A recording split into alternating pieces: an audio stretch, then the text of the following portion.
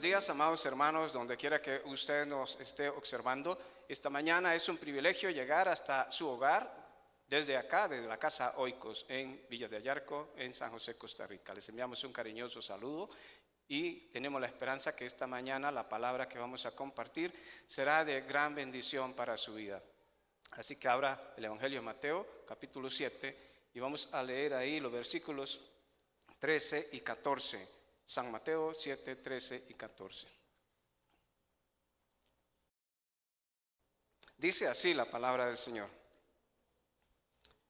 entrad por la puerta estrecha, porque ancha es la puerta y espacioso el camino que lleva a la perdición, y muchos son los que entran por ella.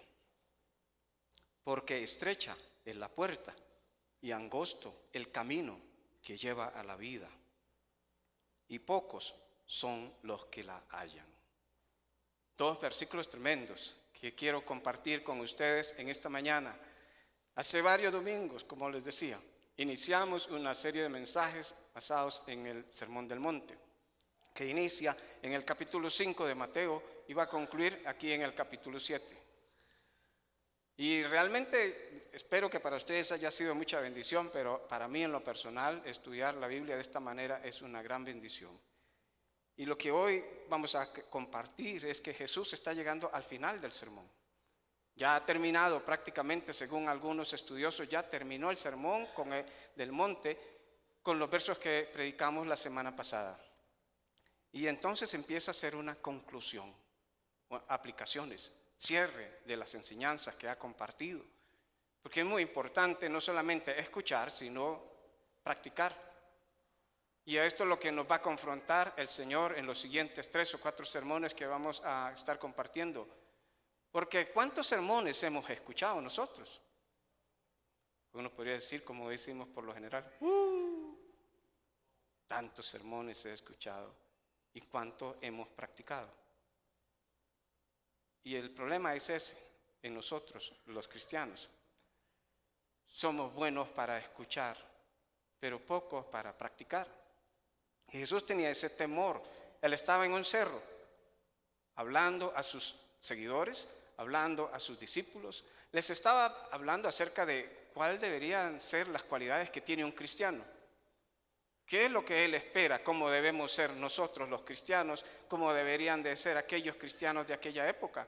Y les empieza diciendo que los cristianos tenían que ser gente que reconocía su pobreza, que no puede valerse por sí misma y que depende de Dios en todo lo que concierne a nuestra espiritualidad.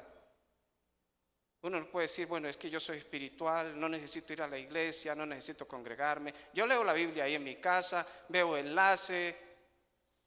Jesús está diciéndonos cómo debe ser. No somos suficientes.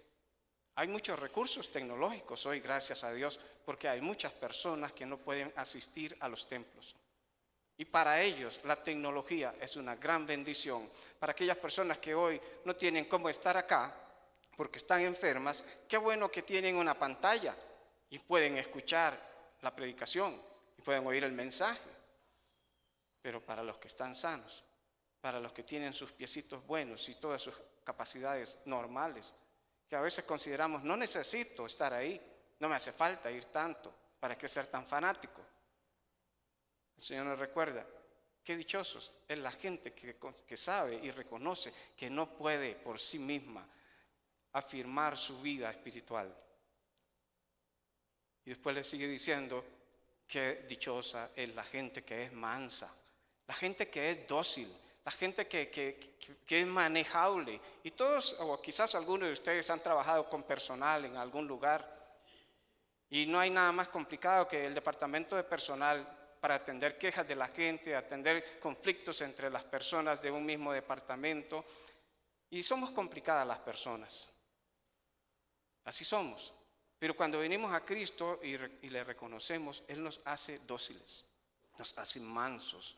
No nos quita la energía, ni el brío, ni la fuerza, pero nos enseña a canalizar toda nuestra energía, todos nuestros recursos, la personalidad que tenemos para aprender a vivir con otros y aprender a ceder y aprender a reconocer que otras personas pueden hacer las cosas mejor que uno.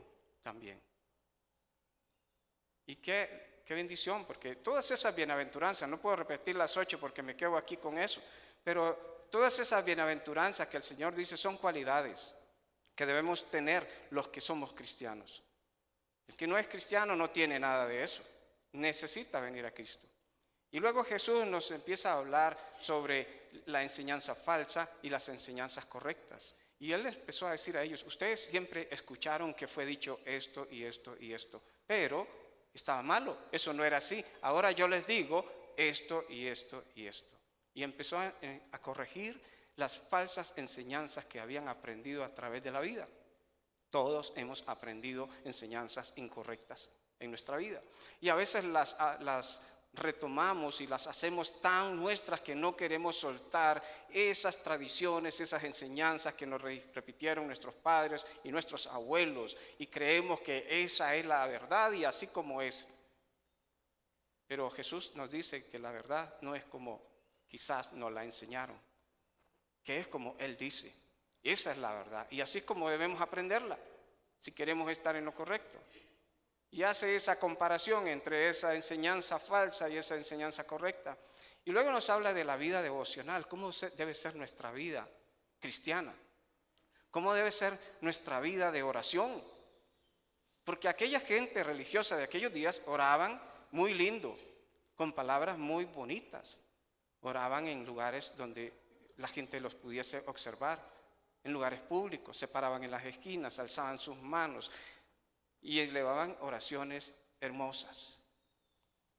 Pero Jesús nos dice cómo debemos ser los cristianos cuando oramos. Evidentemente hay ocasiones en que necesitamos orar en público, como acá.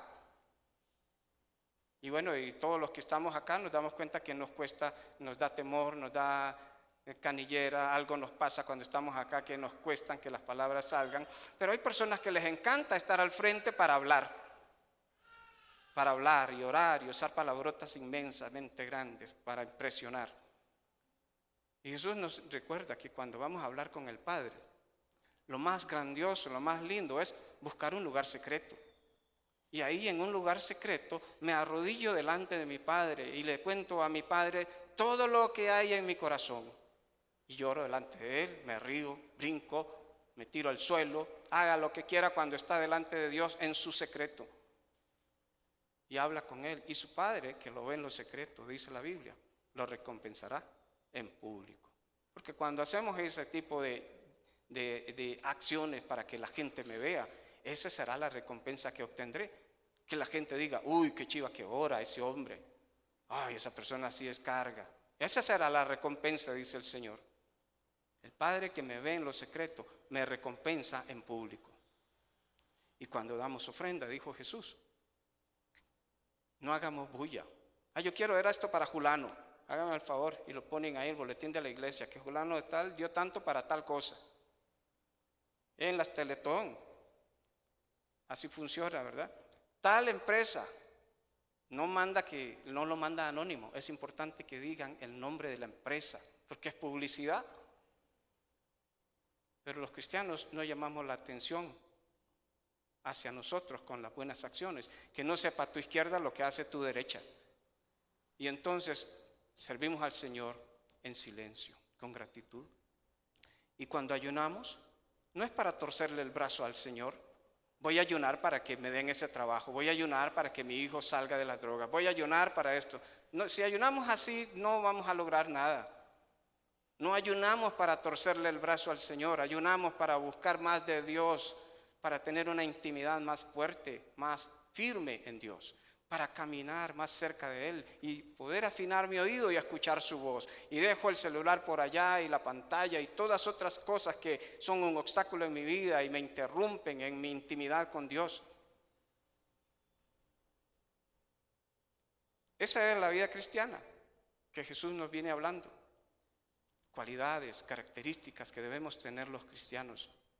Todo el mundo estaba escuchando aquel sermón en aquel cerrito y la gente decía, qué lindo, qué belleza de sermón. ¿Sabe que ellos dijeron, nunca hemos escuchado un maestro como él? Nunca hemos escuchado a alguien que hable tan lindo como él, y realmente Jesús era el maestro de maestros. Realmente hablaba lindo. Pero el Señor no está pensando y no quiere alabanzas por su sermón lindo. Quiere acciones. No quiere solamente que admiren la belleza de su sermón. Él quiere que practiquen lo que Él dice. Y les habló de lo importante que es elegir bien dónde uno pone el corazón.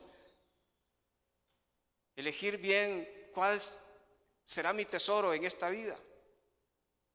Si tengo un ojo bueno, elijo cosas buenas. Si tengo un ojo malo, que es una figura a veces del ojo y la cabeza, la mente. Si tengo una buena cabeza, elijo las cosas buenas. ¿Han visto ustedes a alguien que siempre se embarca, que actúa de manera repentina y siempre hace lo indebido? No tiene ojo bueno. Necesita tranquilizarse antes de tomar una decisión, pensar, dormirse un rato, esperar 8 días antes de decidir. Pero a veces ser tempestivo nos hace tomar decisiones que luego nos arrepentimos. Y Jesús les habló de dónde pone usted su corazón, dónde está su corazón. Donde quiera que esté tu tesoro, allí estará tu corazón. Y les habla de la importancia entonces de tomar decisiones correctas. Y como todo eso nos cuesta ser justos, nos cuesta amar al enemigo. Jesús les dijo, y fue el sermón de la semana pasada, entonces pídanme, búsquenme, llámenme. Porque si ustedes me piden, yo les voy a dar. Si ustedes me buscan, me van a encontrar. Y si me llaman, yo voy a abrir. No es un camino difícil, no es una vida cristiana complicada. Es simplemente aprender a depender de nuestro Maestro, de nuestro Señor, acatar sus direcciones. No lo busco y no lo llamo y no le pido solo para saciar mis caprichos, mis deseos, mis necesidades, alcanzar lo que en mi mente humana yo quiero. Le pido, lo busco y lo llamo porque quiero caminar con Él y enfocarme en lo que a Él le gusta. Y cuando hago lo que a papá le gusta, mi vida es bendecida. Así es. Yo les he contado de mi hermano Enrique. Mi hermano Enrique era el bendito de la casa. Mi mamá lo bendecía, pero es que Quique hacía todo lo que ella decía. Mi mamá le decía a uno, vaya a la pulpería, y yo decía, no, mande a Carlos. Éramos 9 y ahí cada uno iba excusándose. No, mande a Javier. No, dígale a Marcos, dígale a Cañitas, que es el mayor. Dígale a Sofía y la Teresa. Y al final quedaba Enriquito ahí. Luisito, vaya a la pulpería. Sí, mami. Y entonces cuando la gallina ponía el huevo, ¿de quién era? Porque la persona que camina al lado del Padre es bendecido. No es que lo quiere más, es que siempre está agradando al Padre. Siempre sabe lo que al Padre le gusta y se mueve en su línea, en su dirección. Y cuando hay una necesidad, el Padre no está preocupado, simplemente lo bendice. Tome, esto es lo que ocupamos, esto es lo que necesita. Y es difícil, pero es posible. Y entonces el Señor concluyó su sermón ahí y ahí empieza el de hoy. Jesús les dice, ¿qué es lo que quiero de ustedes? Quiero que entren, dice el versículo 13, quiero que entren por la puerta estrecha.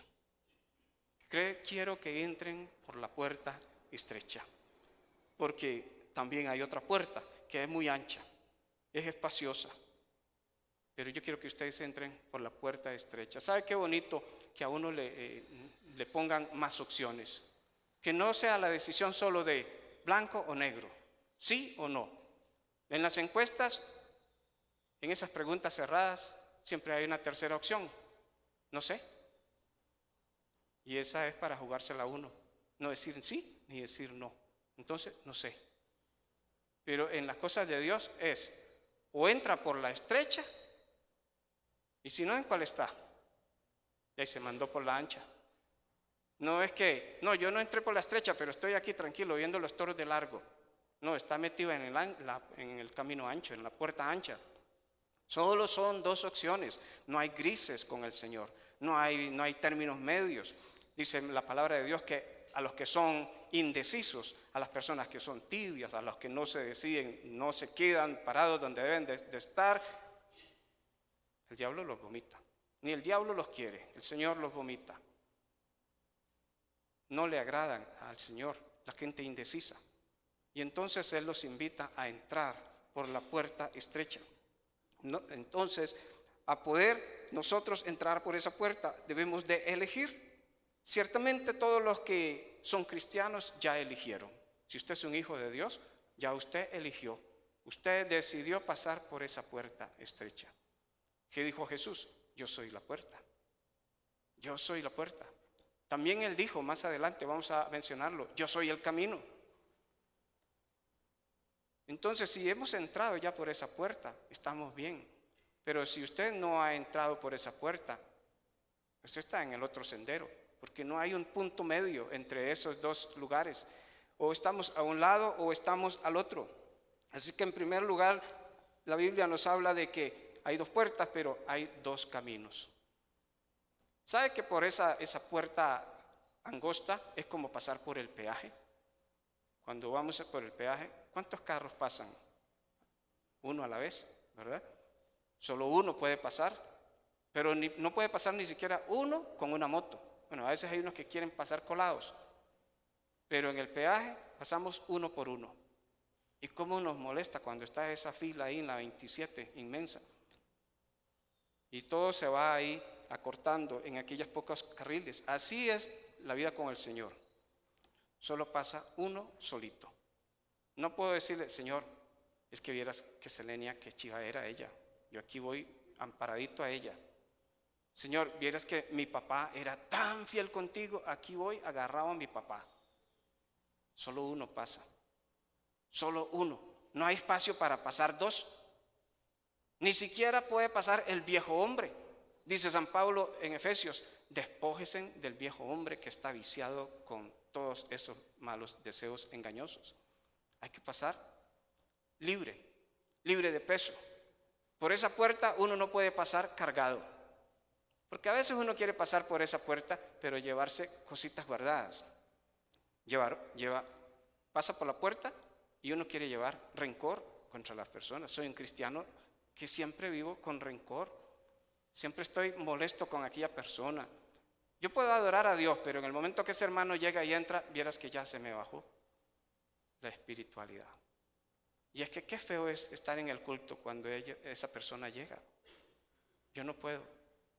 Por eso me vengo para adelante y cierro los ojos. Había una cuesta ahí y abajo había una iglesita. Él era el misionero en esa iglesita ahí. Y todas las familias que vivían en esa calle, en esa cuesta, venían ahí, o la gran mayoría. Venía una jovencita y venía una anciana entre toda esa gente. La anciana era la abuela de esa niña. La muchachilla vivía abajo y la abuela vivía arriba. Y Wilson contaba que cuando iba a ser las 9, que la gente empezaba a bajar, la abuela estaba ya mirando a ver si la nieta iba. Y si miraba a la nieta bajar, ella no iba. Y la nieta estaba ya viendo para arriba, a ver, si mi abuela viene yo no voy. Pero eran hermanas, aparte que eran familia, eran hermanas, oraban, cantaban, leían la Biblia. Uno no puede pasar por la puerta estrecha con rencores, con egoísmos, con malas prácticas y malos hábitos. Por esa puerta tenemos que entrar sin carga. El autor de Hebreos dice, despojémonos de todo peso, de toda carga que nos asedia, para poder correr con paciencia la carrera que tenemos por delante, porque ese camino es una carrera y no se puede correr con carga. Así es que cuando usted cruzó esa puerta angosta, dejó tirado todas esas cosas o se ha reservado algo. ¿Tiene algo ahí? ¿Todavía tiene mal genio? ¿Todavía se le sale la palabrota de vez en cuando? Como la señora que me dijo, pastor, usted sabe que cuando yo me enojo, a mí se me olvida. Y entonces yo le suelto a Julano todo lo que se me viene. Y así era, porque los vecinos me daban quejas y me decían, ¿cómo usted se va a visitarla a ella? Si viera lo que es esa mujer. Pero cuando estábamos ahí, orábamos y hablaba de la Biblia. ¿Cómo cruzó la puerta? Dejó afuera usted esas cosas. Nuestros pensamientos, nuestras emociones a veces, las cosas que nadie ve, lo que uno piensa, el asesinato que cometimos en la mente y ganas de matarlo, eso hasta lo expresamos, que tengo ganas de agarrarle el pescuezo, lo decimos. Y es casi en la mente una realidad muchas de esas acciones. Por esa puerta estrecha debemos entrar ligeros. Y en muchas de esas cosas con las que nosotros entramos nos va a ir corrigiendo el caminar con Cristo. No es que entramos santos, pero debemos estar conscientes y con el deseo sincero de que vamos a entrar por esa puerta de la mejor manera, porque en el camino con Él vamos a ser restaurados también. Y por la puerta ancha. ¿Quiénes entran por ahí? Espero que ninguno de ustedes, hermanos, porque en la puerta ancha caben todos. La puerta ancha cae el libre pensador. Hay cristianos que parece, no sé si son realmente cristianos, pero entraron por la puerta ancha y van por el camino amplio, el camino espacioso. En la puerta ancha no hay restricción alguna. En la puerta angosta tenemos límites que nos marca la palabra. Tenemos barreras que la Biblia nos dice, no pueden salirse de esos límites. Las cosas son como son así. Pero en el camino espacioso es el camino del libre pensador. Un escritor muy famoso estaba hablando acerca de cuando él empezó en la secundaria y empezó a darse cuenta de, creció en la iglesia. Tenía convicciones de niño, de jovencito, muy fuertes en su corazón, pero cuando empezó a ir a estudiar ya con personas mayores, empezó a cambiar el creo por, la verdad que a mí me parece que no es tan malo. No, a mí me parece. Y cuando cambiamos el creo, nuestras convicciones por a mí me parece, ya estamos fregados. Porque no es lo que a mí me parece. A mí me parece muchas cosas, pero lo que a mí me parece, si no concuerda con lo que Dios dice, no tiene sentido. A mí me parece que tomarse una cerveza no es malo. Pero a mí me parece que si me ven metido en un bar, alguien va a decir, mira, el pastor está tomando. El pastor se lo está echando. Y siempre les he contado la vez que me invitaron a comer. Y el hermano me llevó a un barcito, aquí en Tres Ríos, a Felipes. Y entonces, yo llegué ahí, estaba novato aquí. En novato me pasaron muchas cosas. Y yo llegué con él ahí y otro hermano, 3 hermanos. Entramos al barcillo ese, una cantinilla Mala Muerte. Nos sentamos ahí en Felipes. Y cuando vi, alrededor estaba casi todo Villas. Y yo digo, ay Dios, ¿qué estoy haciendo aquí? Podría estarme tomando una Fanta naranja. Pero a mí me parece que la gente se lleva otra idea. No siempre las cosas que uno hace, aunque no sean del todo malas, son correctas. En el camino ancho va todo el mundo con todas sus ideas. Porque el camino ancho tiene lugar para la tolerancia, que es un valor que enseñan hoy en la escuela, la tolerancia. Debemos ser tolerantes, pero no podemos ser intransigentes con el pecado. No podemos simplemente decir, sí, que esos chicos se amen, sí, el amor es de Dios, pero ese amor no es de Dios. Sí, que esas jovencitas se casen. Uno tiene que respetar a las personas por lo que hacen. No podemos lastimarlas. Podemos respetar su estilo de vida, pero la palabra de Dios dice que las cosas son diferentes. Y el camino ancho es amplio, todos caben, con sus conductas, con su forma de pensar, con su manera de ver la religión. No es que en el camino ancho no son religiosos, son muy religiosos, pero es una religión hecha a su medida, una religión que no incomoda, una religión que les mantiene tranquilos y confiados, porque cuando a los del camino angosto les dicen, no, es que las cosas son así, entonces a los del camino angosto les dicen que son cavernícolas, que son gente que no ha evolucionado, se quedaron en el pasado. La palabra de Dios nos recuerda que cielos y tierra pasarán, pero mis palabras no pasarán. Entonces hay 2 caminos, hay 2 puertas, una puerta en la que entramos solitos. Un camino en que es un camino estrecho, que siempre estamos en constante lucha porque los enemigos están alrededor. ¿Cuál cristiano no es tentado? ¿Cuál cristiano no está sujeto a pruebas? Uno va por el camino angosto y de pronto se cae también. No es que en el camino angosto somos santos, sin pecado. En el camino angosto solo caminan los cristianos y los cristianos somos gente pecadora. Pero ahora sabemos que podemos recurrir al Señor y confesar nuestros pecados y Él nos limpia de toda maldad y nos vuelve a poner a caminar. Pero en el camino ancho la gente se saca el sopapo y se muere de risa y sigue dándole. Viste la emborrachada que me pegué el fin de semana, se mueren de risa hablando de su ridículo, de su pecado. En el camino angosto nos duele cuando nos caemos y hablamos con Dios para que nos perdone y nos limpie. Hay dos grupos de gente, entonces, los que caminan por el senda ancha y los que caminan por el camino angosto. Vamos por el camino angosto. Eso espero, hermanos, porque Jesús le estaba diciendo a aquella gente: ustedes me han escuchado predicar todo este sermón del monte. ¿Qué van a hacer? ¿Por cuál puerta van a entrar? ¿Van a seguir su vida tal y como la consideran? ¿O van a seguirme a mí? Porque Jesús caminó el camino angosto. Y no es que nos envía a caminar por esa senda solitos. Él va con nosotros. Él va delante de nosotros. Él decidió caminar por esa ruta. Un día el enemigo vino para tentar a Jesús y le dijo: si tiene hambre, dígale a esas piedritas que se hagan en pan. Y Jesús rechazó aquella tentación. No solo de pan vive el hombre, sino de toda palabra que sale de la boca de Dios. ¿Lo dejó tranquilo Satanás? No, al rato, al otro día vino y le dijo: vea, porque usted no se sube a ese pico, ahí en la ciudad, a ese edificio, y se manda. Porque el diablo ya sabe la Biblia. Le dijo, el salmista dice que mandará a sus ángeles para que lo sostengan y no pegue su pie en tierra. Y el Señor le volvió a reprender con la palabra del Señor. En el camino angosto siguen las dudas y las tentaciones. Otro día vino el diablo otra vez para decirle, lo llevó a un monte muy alto y le dijo: ¿quiere un terrenito? Todo lo que vea es suyo, yo se lo doy. El diablo puede darle cosas a la gente. Todo eso es suyo si usted postrado me adora.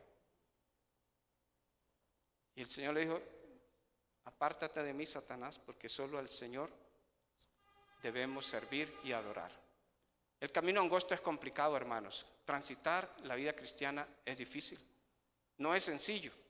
A veces los predicadores dicen: hágase cristiano y se le acabaron sus problemas. Hágase cristiano y ahora sí le va a ir bien. Hágase cristiano y se va a sanar de su enfermedad. Pero la Biblia no dice eso. La Biblia dice: ¿quién que se pone a edificar una torre no se pone a hacer números primeros a ver si puede con lo que tiene edificarla? No sea que después no puede y le da pena y la gente lo ridiculiza. El que se mete a la vida cristiana sabe que es difícil. No es que ahora como con Cristo todo bendecido, prosperado y en victoria. Porque a veces es agarrándola del rabo, enfermo, pero con gozo. Porque así es la vida cristiana. Sería lindo que siempre estuviésemos sanos, con platita, con linda ropa, linda casa. Pero no siempre es así. Cuando uno se decide entrar por la puerta estrecha, se da cuenta que ese camino puede ser difícil. Debemos hacer cálculos. Si usted está caminando en el camino estrecho, si usted entró por la puerta estrecha, pero anda un poco medio escarriadito, debería de tener cuidado. Hay dos fines. ¿Cuál es el fin del camino ancho? Dice que el fin del camino ancho es la perdición, la destrucción, dice la Nueva Versión Internacional.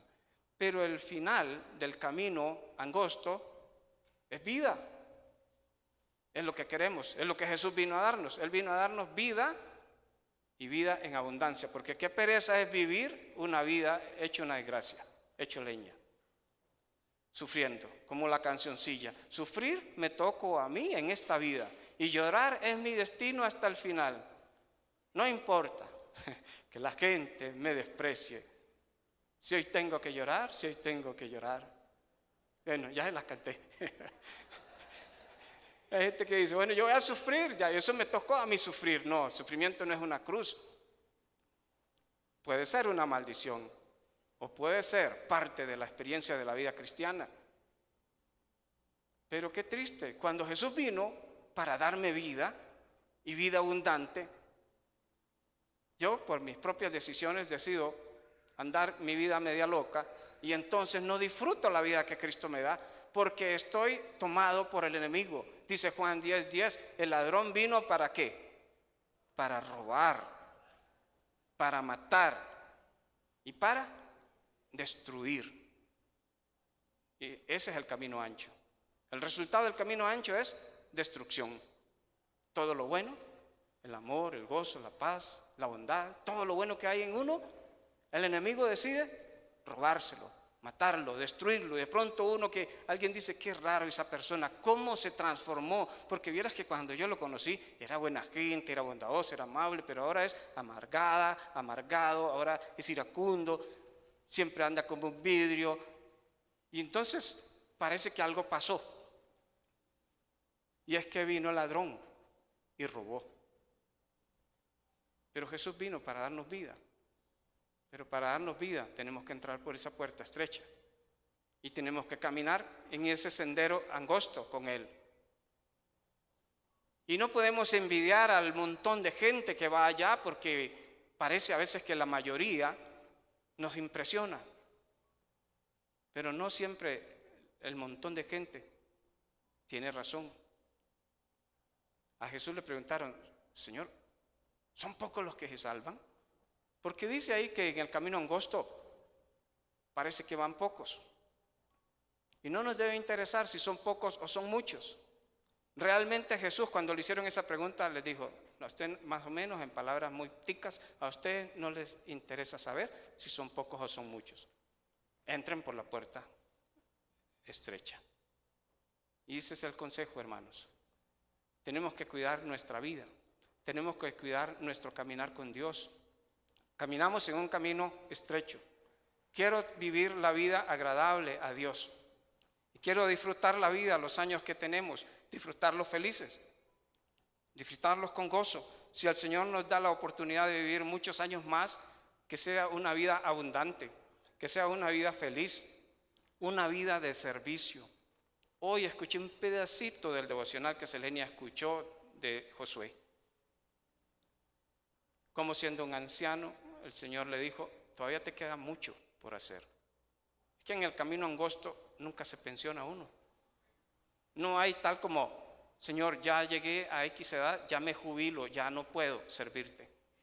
En el camino angosto caminamos tras las pisadas del Maestro hasta que Él nos diga ya.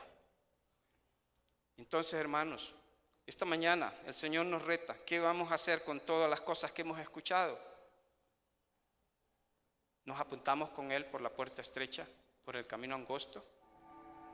¿O seguimos viviendo una vida ahí más o menos religiosa, buena gente, pero que sabemos que su resultado final no es bendición, sino destrucción? Yo quiero animarle para que se involucre, para que tome en serio las cosas del Señor cada día y decida caminar con Él y despojarse de todo aquello que nos agobia. Vamos a orar. Padre, te damos gracias esta mañana, gracias por tu palabra, gracias por la oportunidad que nos das de reflexionar sobre nuestra vida, nuestro cristianismo, la forma como nosotros lo manifestamos hacia afuera, cómo nos perciben las personas. ¿Realmente estamos caminando contigo o pasamos desapercibidos entre la multitud, Señor? Ayúdanos a aferrarnos a tu palabra, a sujetarnos a estas enseñanzas, a permitir que los límites que esta palabra nos impone sean una realidad en nosotros. Queremos disfrutar la vida abundante que tú nos ofreces. Y si esta mañana alguna persona, Señor, ha decidido entrar por esa puerta, transitar por ese camino, pues Señor, toma su decisión, escucha su corazón y su mente y tómale firmemente en tu mano, Señor, para que pueda permanecer firme y pueda disfrutar esa vida abundante que tú nos das. Bendice tu iglesia esta mañana, bendice el regreso a nuestros hogares, Señor. Ponemos todo esto en tus manos, en el nombre de Jesús. Amén y amén. Que Dios les bendiga, amados hermanos. Nos vemos.